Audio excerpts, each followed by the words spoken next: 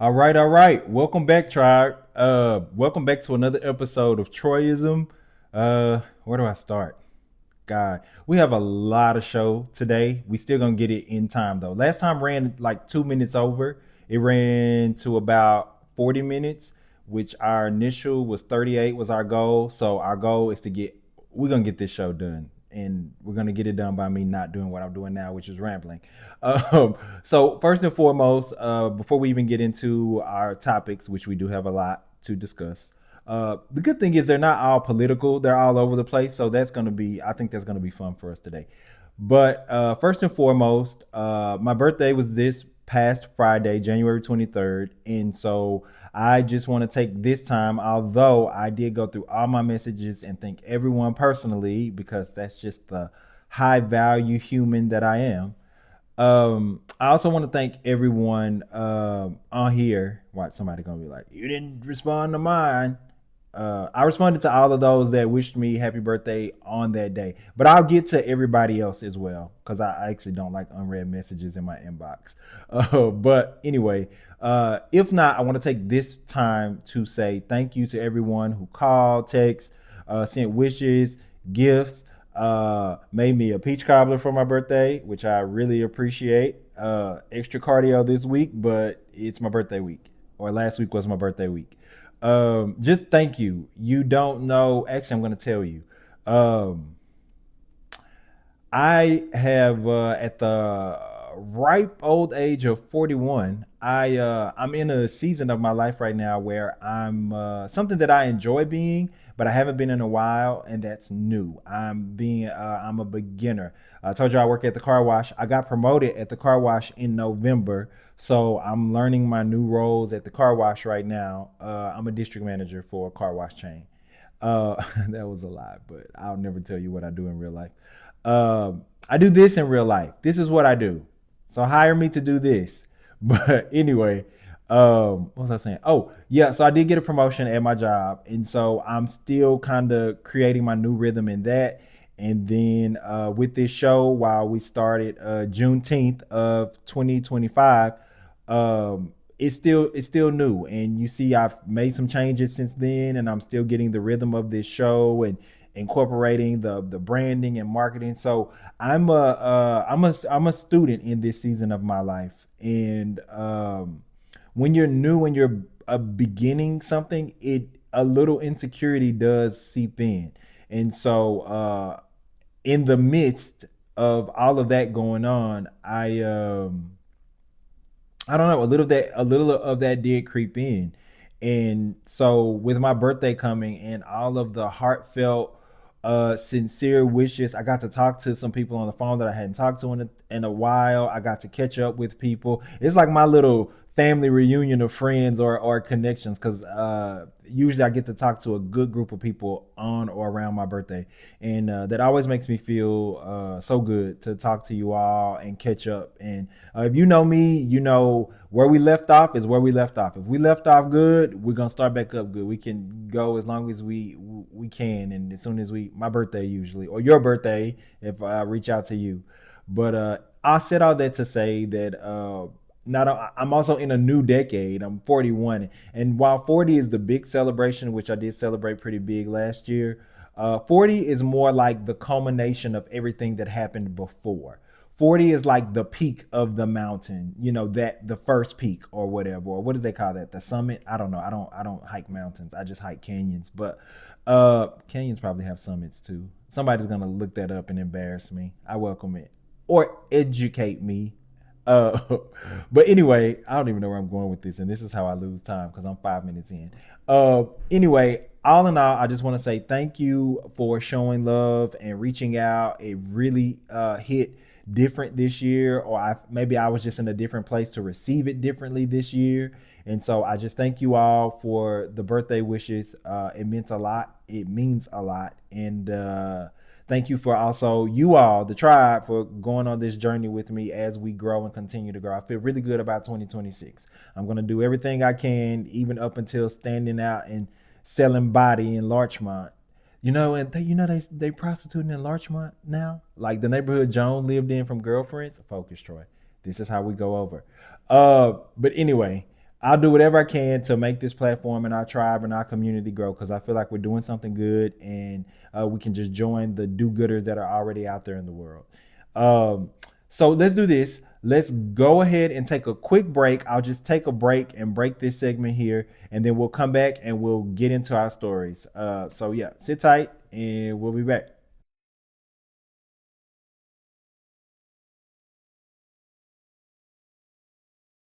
All right, and we are back. Oh, one thing I want to add from that last segment about my birthday. For my birthday, I went to dinner at Issa Rae's restaurant, Somerville. I feel like I've been looking for that restaurant my entire life. It's like it felt like a time capsule to me. Exposed, post, and beam when you look up, so it kind of felt like you were in the barn on the movie Sinners, which was cool, but it was elevated. So it felt like you were in a supper club vibe, like I said. Live music, which was amazing. Drinks were amazing. I had a Hennessy sidecar. You know, I love my hen dog and dog. Um, and what else? What else? What else? Oh, I had the braised short rib, because that was it was really good. It was really good. It was on risotto. It was really good. I recommend it. I also had the collard green lasagna. It was good. I actually had the collard green lasagna as a side to the short rib. Either way, very good. Like I said, I feel like I've been looking for a place like that my entire life. So I will definitely go back. Somerville on Slauson if you're local, or if you're visiting Somerville on Slauson. Get a reservation. But anyway, in the interest of time, let me go ahead and move into the House of Whites. Of course, the biggest story coming out of the House of Whites right now is what's happening in Minnesota, the state, not to be confused with Minneapolis, the city. I did my knowledge. So, of course, we're aware of what happened over the weekend with 37-year-old ICU VA nurse Alex Preddy. We all watched, despite what the government wants us to believe, we all watched him be gunned down, shot in the back 10 times. We all watched it on camera from multiple angles. Um, at that point, he had a phone in his hand, and actually, the phone was down because he was trying to help a fellow protester, a woman who had been pushed down by the brutal, vicious ICE agents. So those dang do-gooder nurses, always in service to someone. He was trying to assist her, and then was accosted and surrounded by 10 ICE officers, or several ICE officers, who then proceeded to pin him to the ground on his back. He had a permit to carry, and so he was carrying a gun at his 6 o'clock, which is behind his back, with no intent to pull it or reach for it. Like I said, we watched it all play out from multiple angles. Fuck ICE, yeah, pretty much. Greg Baloney and Christy Nome, with her tight face, tight eyes, and big face, have been on the internet and on media outlets lying all across, telling us not to believe our lying eyes, that we didn't watch what we watched with ICE. It's disgusting. Um, I'm black, so I'm not gonna be like, oh my God, I can't believe America has always been like this. For those that you all so conveniently overlook.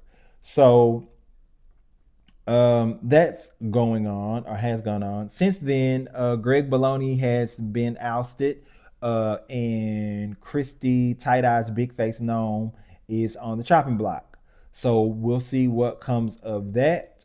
Of course, my prayers goes out to Alex Preddy, uh, and well, his family, who he survived by. So far, I know we were aware of his father. He talked with his father a lot. So his father was very aware of how passionate he was about, ICE being in Minneapolis. Of course, while the White House is trying to escalate it, ironically, but not so ironically, big corporations based out of Minnesota, like Target and other CEOs, call for de-escalation. Uh, but don't think they're calling for de-escalation because they give a fuck. They're calling for de-escalation because we all know that the next phase in the angry protest, or the being attacked by government officials or cops or whatever, is the matches. Things were going to start burning at some point. And so Target, who's already burning in profits, couldn't afford to probably lose any brick and mortars at this time. So they're calling for de-escalation. Apparently, Governor J.B. Pritzker and Diaper Boy uh, met and they had a reasonable conversation. I'll get into that a little bit later. That actually ties into the end of the show. So I'll stop right there. Just like I said, my thoughts and prayers are really with Alex Pretty's family at this time. Senseless, uh, senseless violence is what I'm trying to say. That we all watched, even though they told us we didn't see what we saw. Next, going on in the House of Whites, the United States has withdrawn from the World Health Organizations. I think it's about 70 countries, and we all come together.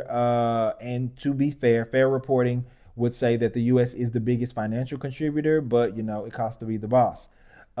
We left the World Health Organization under the Trump administration because they saw no benefit in it.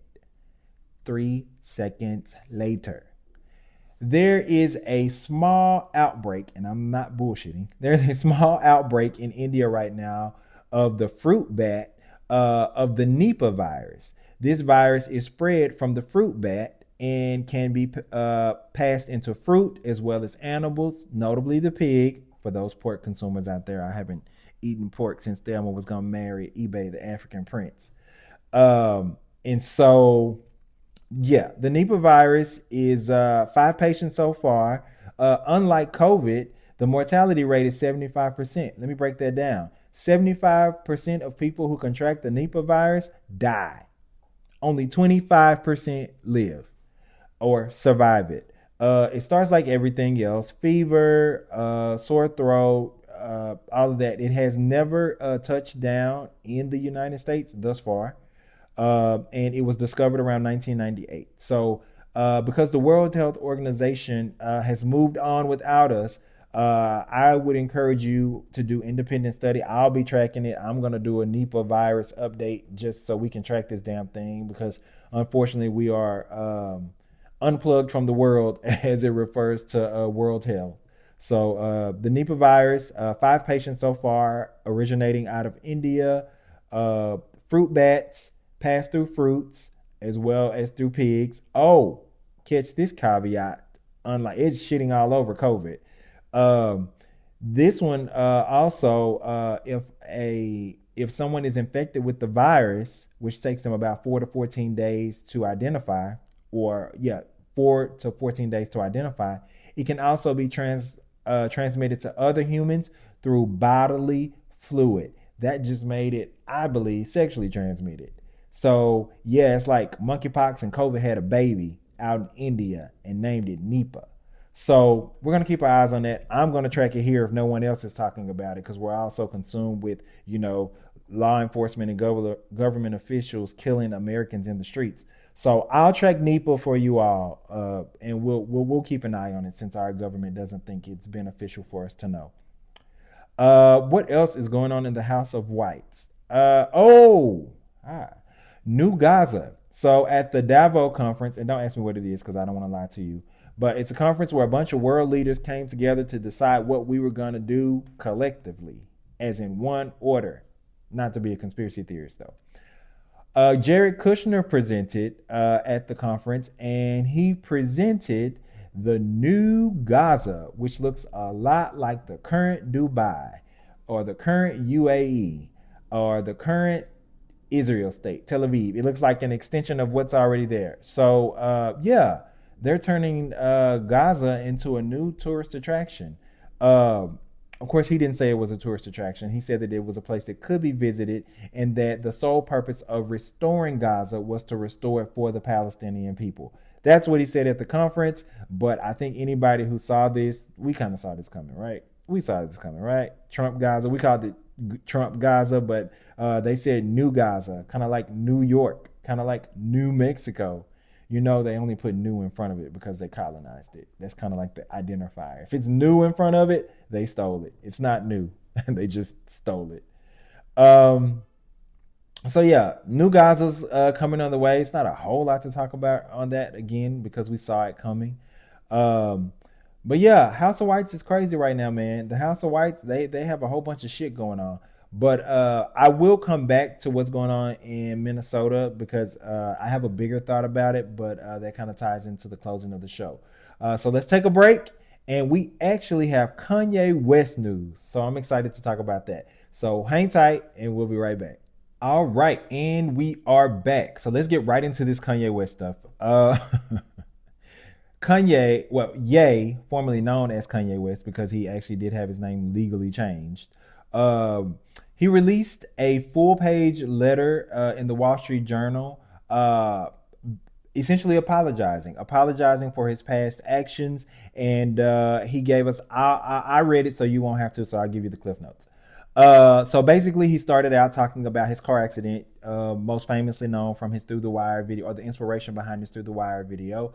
So he said it started there. He said while they addressed the physical effects of what happened, up to him having his jaw wired shut, he said they did not examine the mental toll it took, in which there was damage to his frontal lobe, spiking or not exaggerating, but increasing rather his bipolar disorder. So he said this started during the car accident, and through through it not being addressed and diagnosed, it spiraled into what he now has been diagnosed with, which is, I think, stage one, or type one rather, type one bipolar disorder. And he said, as it grew, he kind of became an inverse of himself. Basically, he was saying he was like an inverse of himself. So uh, instead of feeling welcome and loved, he felt isolated and estranged. Which, if you have any idea of how bipolar disorder works or the manic episodes, and I started researching it because of what Jennifer Lewis went through. Oh, happy belated birthday to Jennifer Lewis. Love you. Um, but basically, in the letter, he basically said, so the effects of everything he had done to the anti-Semitism rants and trolling and the swastika shirts, he offered a wholehearted apology and said that it was the effects of him not treating his mental disorders, which I think we all said. I stopped talking about Kanye and just put him into the whole space category, because once he did get his diagnosis, every time he did something crazy beyond that point, no matter how frustrating it made me, I just said that's a mental patient, which he is. And so, we just kind of, no matter how we personally feel about it, we just kind of lump it in. That's, I did anyway. That's a mental patient, and I just moved on. Uh, as far as his attacks with the black community, uh, he didn't really, I don't know, and maybe someone who read the letter can correct me, but from there was a difference in how he addressed what he had done to the Jewish community and what he said to the black community. Now, be clear, he apologized to both, but what he apologized for, and I want to make sure y'all caught it, what he apologized for was different. What he offered the Jewish community sounded like an apology for the things he had said about them, uh, that caused frustration and anger, and a wholehearted apology for the things he had done against them, which I think is in order. What he apologized to the black community felt a little different, in that it felt like he was saying, I want to thank the black community for holding me down even when I was spiraling. Which, I don't know if that was necessarily the case in the black community. I think the black community had kind of washed their hands at a certain point. I think he offloaded a lot of blacks during slavery as a choice. Like, he rationalized it to his, like, little monsters. His fans, they the little monsters now. His little monsters. Um, but I think he lost a lot of black people as slavery was a choice. I honestly. Um, but the apologies, just, they didn't feel as if they were rooted in the same thing. And so he went on to say, he's not asking for forgiveness. He's just asking for patience, and for you to see, with, medication and therapy, and living a cleaner lifestyle. I think I got a belching coming. Small one. But he said basically changing his lifestyle and acceptance of his diagnosis, he really wants to work at it, and so he just wants you to see his actions going forward. And for me, I say fair enough. That's just because I hold space for all people. To I don't write people off. All of us are unfinished, and if we're in our best days, our worst days are around the corner, and vice versa. So I hold space for people. But I also hold people accountable, and that's what allows me to hold space for people. So it's two pronged. It's accountability and space. I'll hold the space, but we have to hold you accountable as well. And so in holding space, I'm glad Kanye is at the point to where he even has the wherewithal to say this. So I think that's good. Uh, I also think that Kanye has that special thing like R. Kelly had, like Diddy had, which is why they even end up in these spaces that they do to be so prolific in their areas, is he has a pure talent that's undeniable. So I think the message, his manic episodes and his untreated bipolar disorder affected the music, and so I think the music will be a testament to if he's giving us lip service or if he's actually taking steps in the right direction to manage his bipolar disorder. So I think the music will be evident in Kanye West's case if he's sincere about turning the corner on this dark period of his life. So I'm hopeful for that.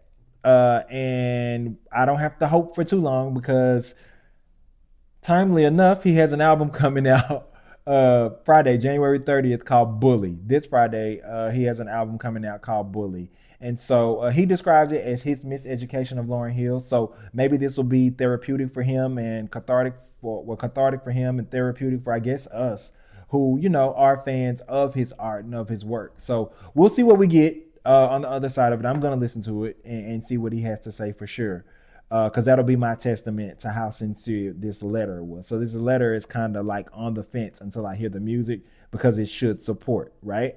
Because it is a part of the rollout. Sincere or not, it's a part of the rollout.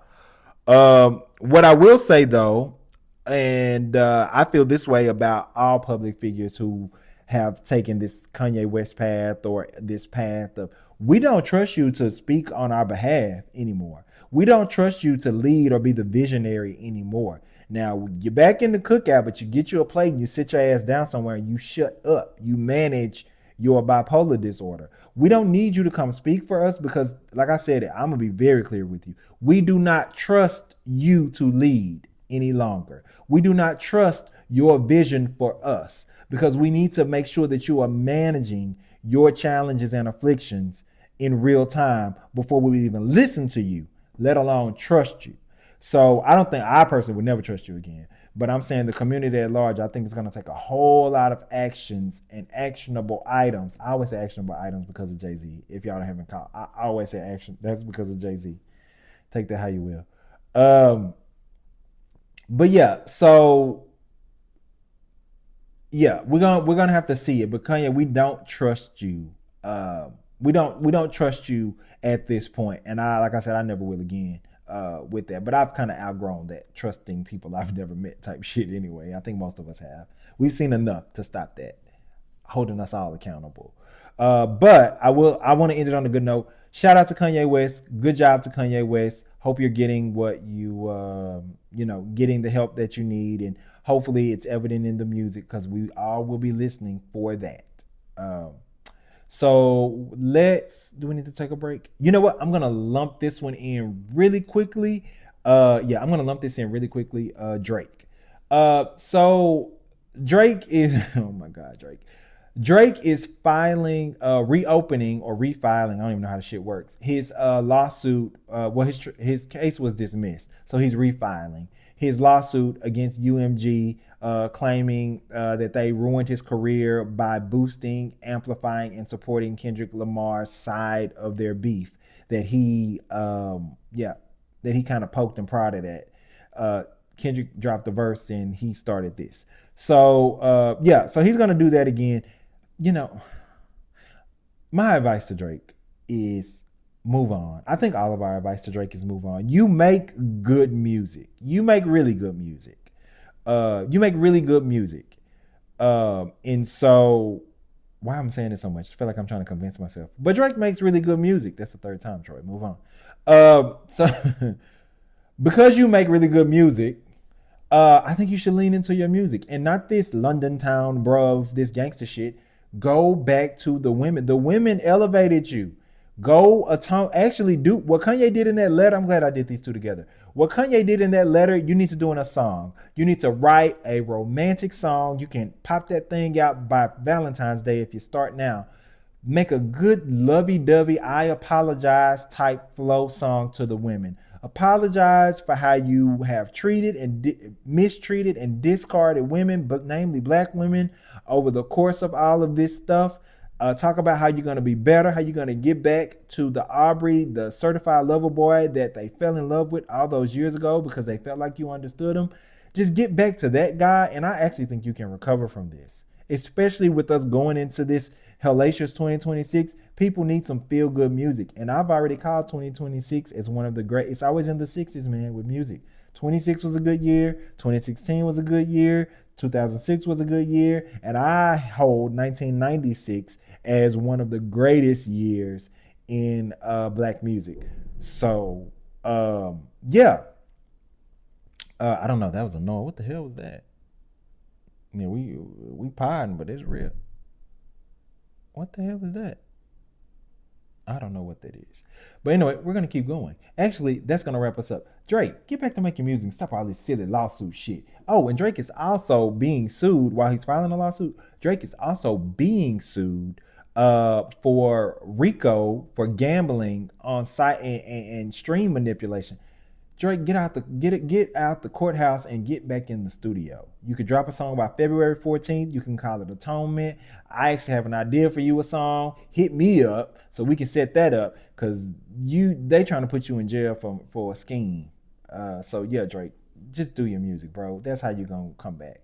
Chris Brown came back. I don't know if that's a sort of subject for you. I don't know where y'all are, but Chris Brown let his music bring him back, and now look, he's all the rave in Paris.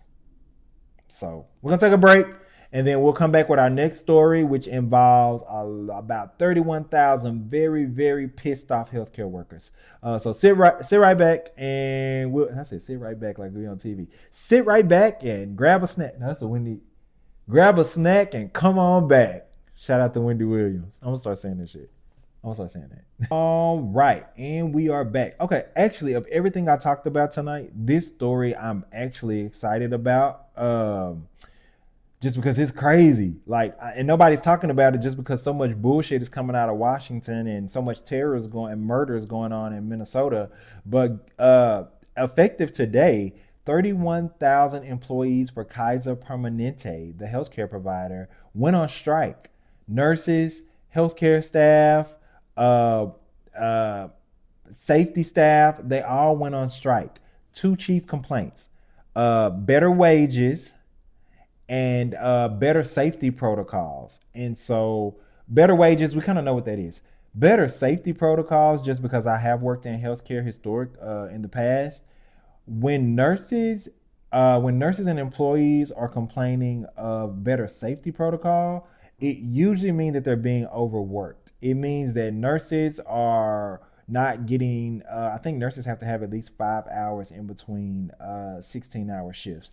So a nurse can work up to, and I'm recalling it from Texas. I think a nurse can work up to 16 hours. They have to have a 5-hour break before they can start charting again. And so that safety protocol thing sounds like that they're being put in a position that could cause patient harm. That's what it sounds like to me. I didn't read that in the article because they were very vague about what patient protocols were. But they also kind of laced it talking about like people feeling burnt out. So that it sounds like that's what it is. But anyway, they're at a stalemate because Kaiser Permanente is pushing back, saying that we want you to come back to the table. Like, don't strike. We want to work through this. But they also had contingencies in place, so they've moved their staff around. Patients. So the worst case scenario, they said that some patients some appointments rather, will have to be moved to a virtual setting. And anybody who has elective surgeries or anything or routine appointments, more than likely those will have to be rescheduled because of the 31,000 people on strike right now. And that's between California and Hawaii that are on strike right now. But peep this, 2 weeks ago, I think about 15,000 healthcare workers in New York went on strike for pretty much the same damn thing. I know that it involved wages and cost of living. Why aren't y'all paying? Hold on, hold. If I had a gavel, I would bang it right now. What the hell are we doing to healthcare workers? You got the people in California and Hawaii who feel like safety protocols are being violated. They're not getting fair wages. Then you not shoot, Troy, because I'm about to talk about Minnesota. You're killing nurses in Minnesota. Well, shit, rip the bandage off. You're shooting nurses in Minnesota in the back 10 times on camera and telling us that that's not what you did. Greg Baloney, his ass got fired, by the way. I don't know if I said that earlier, but Greg Baloney, the guy over ICE, got his ass. He's fired. They sent him back to El Centro, California, where he'll more than likely disappear into the mist and retire. But shit, where was I? Oh, then you hop over to New York. You got healthcare workers and nurses on strike. What are y'all doing to healthcare? These people preserve life. What are you doing, America? But you attack the intelligent, and you also attack clearly the medical. And anyway, but then you got Worm Brain running the damn CDC. He's done a few good things. I try to be fair as I can. Still Worm Brain, still crazy as shit. Measles are still back like they never left.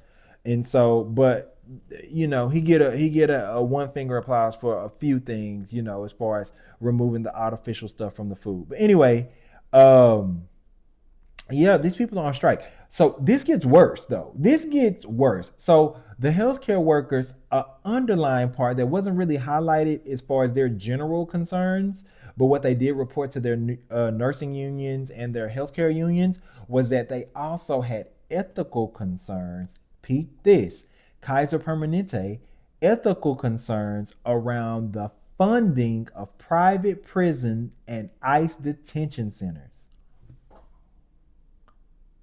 So again, it's not a part of their strike demands, but they did note to their respective unions that there was some integrity that they questioned, and ethics and integrity that they question with regard to Kaiser Permanente as well. So we are definitely going to keep watching this, because this shit will get ugly quick. But what I want to say to Kaiser Permanente, I just want to say 2 words, and then we're just going to move this thing on. Luigi Mangione. Allegedly. Well, that's 3 words, but Luigi Mangione. Like, are y'all crazy? Like, you want to play with people's health? Because what happens is the service and care that you normally provide for it suffers. It lags for sure. I just said you're moving and rescheduling appointments. You're delaying healthcare. You're delaying diagnosis. You're delaying treatment for said diagnosis because of this. So Kaiser Permanente, you have the wallet. You have the effort to change and fix this. Fix it. Just fix it. Fix it. But I'm gonna track this shit until you do, and I'm gonna drag you until you do, because I'm with the people on strike. I'm with the union. So fuck you. Get it together, Kaiser Permanente. All right, so we're gonna take a quick break, and then we're gonna come back and wrap it up. I think we're already over a little bit, but I don't care. I like talking to you, so either way. We'll be back. All right, and we are back. So let's go ahead and put a bow on this one. Episode 17. So before we go, though, I have a new segment. If you've been watching this show, you know I love a segment. So I have a new segment. It's called The Radical Ally. And basically what this segment is just me kind of getting my shit off. And so I can talk about, it doesn't have to tie into a story we talked about. Sometimes it will tie into a story we talked about. Sometimes it'll just be random knowledge or random stuff I'm doing or reading or learning, just for us to, for us to get to know each other a little bit. I'm courting you right now. So tonight, we're going to start with a little astrology, and I'm going to bring it home. So I know a lot of people don't follow astrology beyond, the zodiac. But as far as astrology and the planets and how they move, I won't take you too fast. But what I will say is in January, January 2026, there's a lot of movement, like Yeah, there's a lot of movement. Like there's just a lot of movement with the planets. But the most notable movement happened today. And that is Neptune moved into Aries. Now, generally when you hear Neptune moved into Aries, you don't know what that means. And I don't know per se what it means, and it's not really about what it means.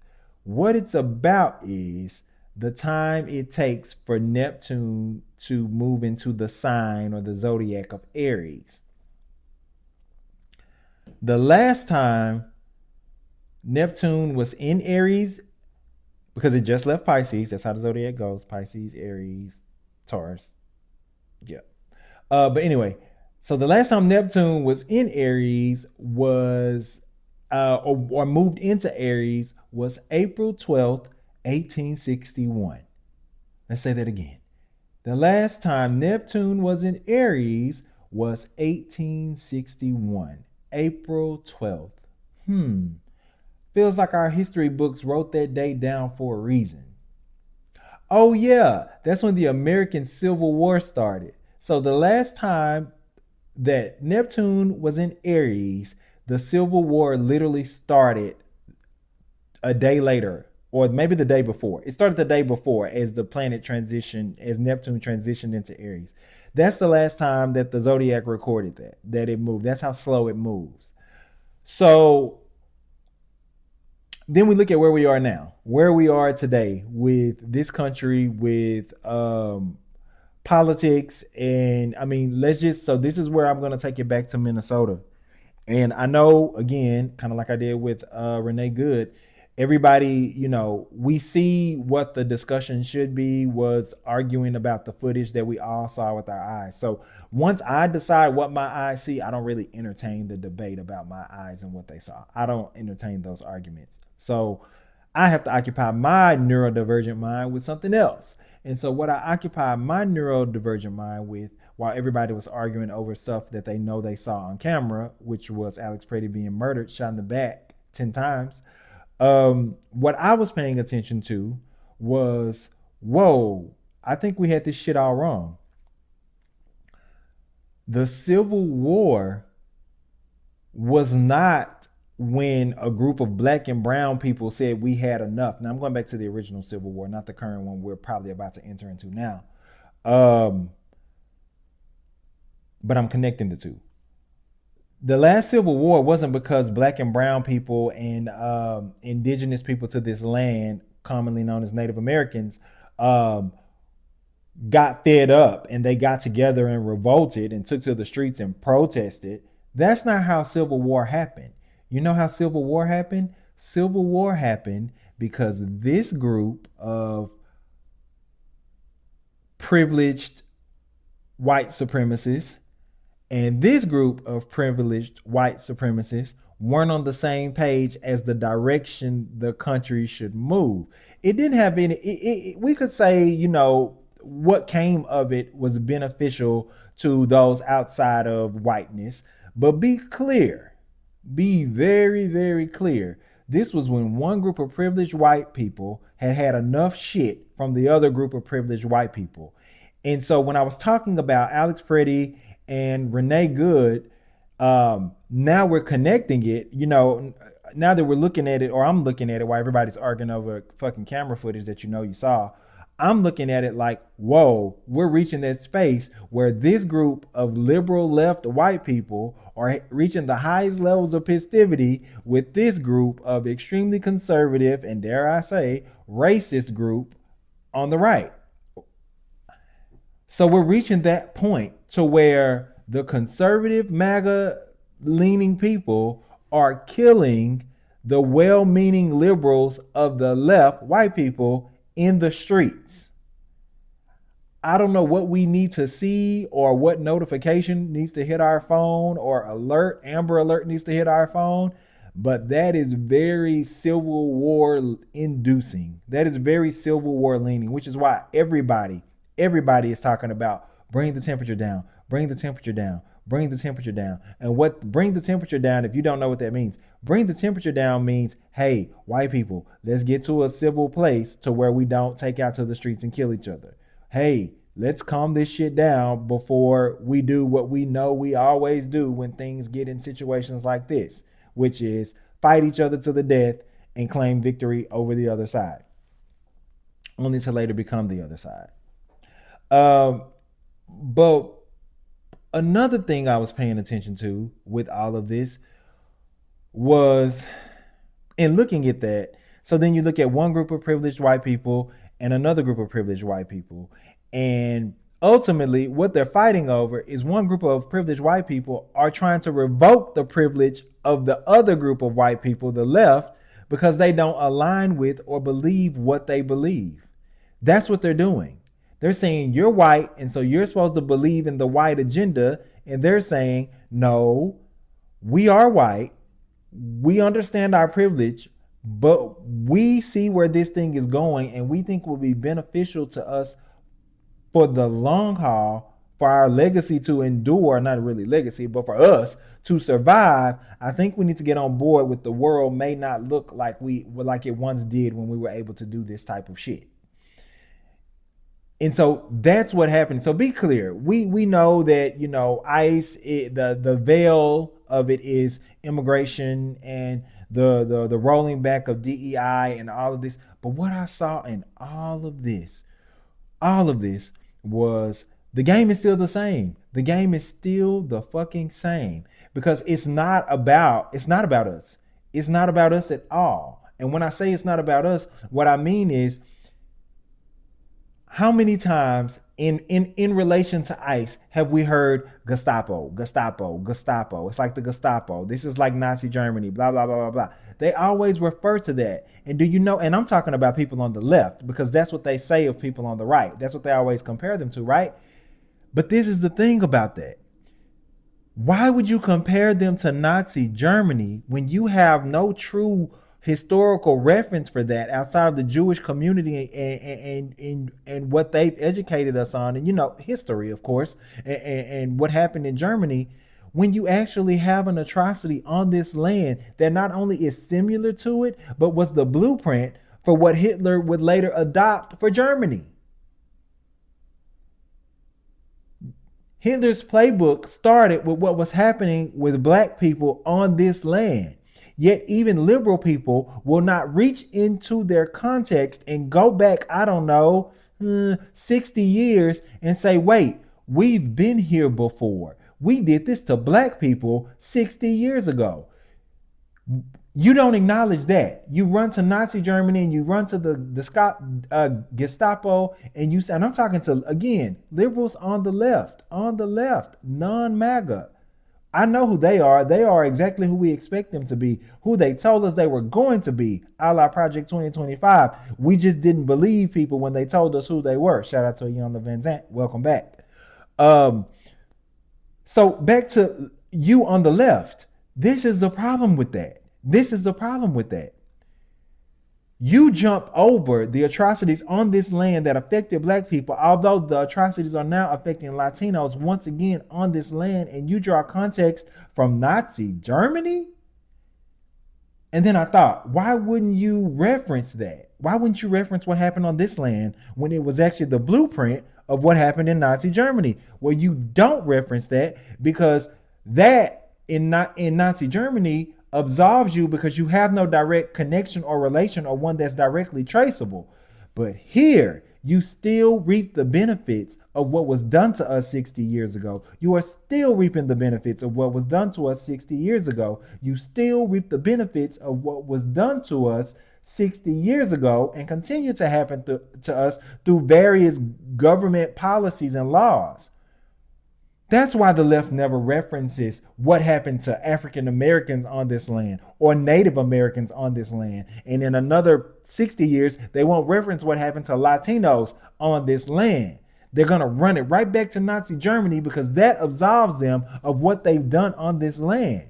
And I'll tell you this, liberals, that's why you will never overcome the right, is because No matter how bad it is, they are speaking from their truth, no matter how detestable and deplorable and as backwoods thinking as you can be. They are speaking from their truth. They're speaking from their idea of fear and survival. And that is why, no matter what happens when they do get in power, you're not surprised by what they do because they are who they tell you they are. You, on the other hand, you have not fully acknowledged that you still don't acknowledge what happened on this land, even in times of it happening again on this land. So I'm telling you, this fight or this civil war you're about to enter into, you will once again, like 1861, you will be on the front lines of this.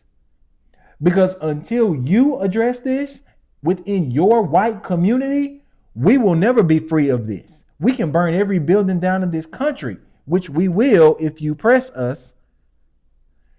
But that's not going to change this country, and that's not going to begin the process of turning a new page. This is incumbent of liberal whites. Take off the kente cloth, stop taking a knee, stop blacking out your goddamn Instagram, and get in the fucking paint and end this. I'll let you decide what end this looks like, because we will surely repeat it if you don't. And before you end anything, you need to sit with yourselves and take accountability for what happened on this land and speak to what happened to my people. And before them, Latinos, and before them, you did it to the Italians down in Louisiana. You've done it to Japanese immigrants on this land. You've done it to everybody. And if you haven't done it directly, you've been complicit in it and you don't speak to it. Speak to it. Because until you speak to it, you have no ammunition going into battle with people who do nothing but speak to it. So this isn't about people on the right and MAGA. Fuck them. This is about people on the left accounting and atoning. But you don't want to do that, because if you start the conversation of accountability and atonement, it's going to always end at reparations. And you don't want to have that conversation, so you jump your ass over to the Gestapo in Nazi Germany every time you want to draw a comparison for oppression. No, it happened on this land. And until you do that, you will never regain or fully control what you say is us turning the page in this country. So spare us those bullshit narratives that you do and get in the paint and start talking about it. Because I'm telling you, they are coming for you. They aren't coming for us. They have to get through you to get to us. And so far, you've allowed it. Can I give you a prime example of how you've allowed it? You talk about Renee Good. You talk about Alex Pretty. Someone was killed December 31st, and I'm not going to say his name on this. I'll say his name maybe in the post or in the hashtag or something to let you know that I know it. But there was someone else who died at the hands of ICE. Actually, an off-duty ICE. There's your hint. An off-duty ICE officer killed someone. I'll give you one more hint. In California, December 31st, 2025. You don't mention that person. And I want you to look that person up and find out about that person. And then I want you to look at Renee Good. I want you to look at Alex Pretty. And then I want you to look at that person. And I want you to tell me the difference. And then I want you to ask yourself, liberal, left, white media, why you haven't been talking about that person. And why didn't we have to de-escalate and address then? I want you to go find the GoFundMe for Renee Good. Go find the GoFundMe for Alex Pretty. And then hopefully try to find a GoFundMe for that third person who was actually the first. The Claudette Colvin, rest in peace, of this situation. America, you have work to do all the way around on both sides, as much as you don't like to hear that. You have work to do. And I'm telling you, people on the left, whites on the left, until you acknowledge and absolve that and speak to it, you are not fit for the battle that they are clearly ready to fight. And that's why they are up 2 and you are down 0. I think that's enough show for today. And I honestly don't care if it ran over, because that needed to be said. So until next show, keep your light on for me, and also take care of each other. Look out for each other. Remember, consolidate resources. We have to. I see it. I see it out there. I see you all in your stories sharing ICE locations. I see a lot of social media and activism happening on social media where people are connecting with one another. That's what I'm talking about. Let's consolidate these resources and get this information out to people. We have to do it, because right now the rabbits have the gun, and clearly it is no fucking fun. So until next time, be kind, keep your light on for me, and take care of each other.